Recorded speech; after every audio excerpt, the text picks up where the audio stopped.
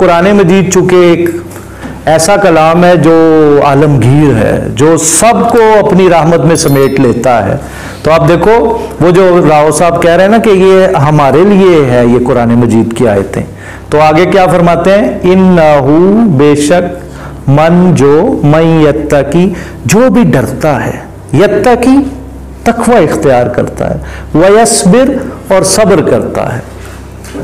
یعنی اب یہ دو باتیں اب ہم نے یہاں سے لے کے جانی. جس کا بھی انگریزی میں اس کو کہیں گے، ترجمہ کریں گے، رائٹ کنڈکٹ جس کا بھی ہوگا اور جو پیشنٹ ہوگا، صبر کرے گا، رائٹ کنڈکٹ ہوگا کسی بھی سچویشن میں. آپ نے دیکھنا ہے کہ معروف طریقہ کیا ہے، سنت رسول کیا ہے، میرے نبی صلی اللہ علیہ وسلم کا اس معاملات میں کیا ڈیلنگز تھی، یہ رائٹ کنڈکٹ ہے.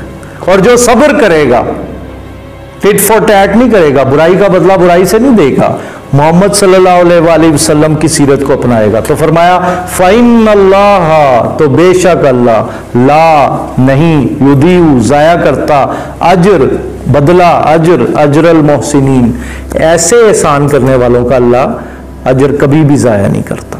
جب آپ نے یہ آیت پڑھ لی تو زندگی بھر کا نسخہ مل گیا، زندگی بھر کا ان دو لفظوں میں، یتقی و یصبر، یتقی و یصبر، یتقی و یصبر. یہ تسبیح بنا لیں بس.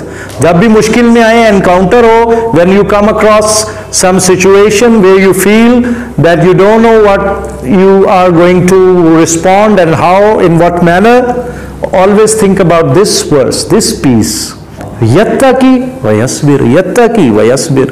جو بھی تقوی اختیار کرے گا، رائٹ کنڈکٹ اختیار کرے گا، صبر کرے گا، تو فرمایا کہ اس کا اجر ہم ضائع نہیں کریں گے. کون کہہ رہا ہے بھائی؟ اللہ کی ذات.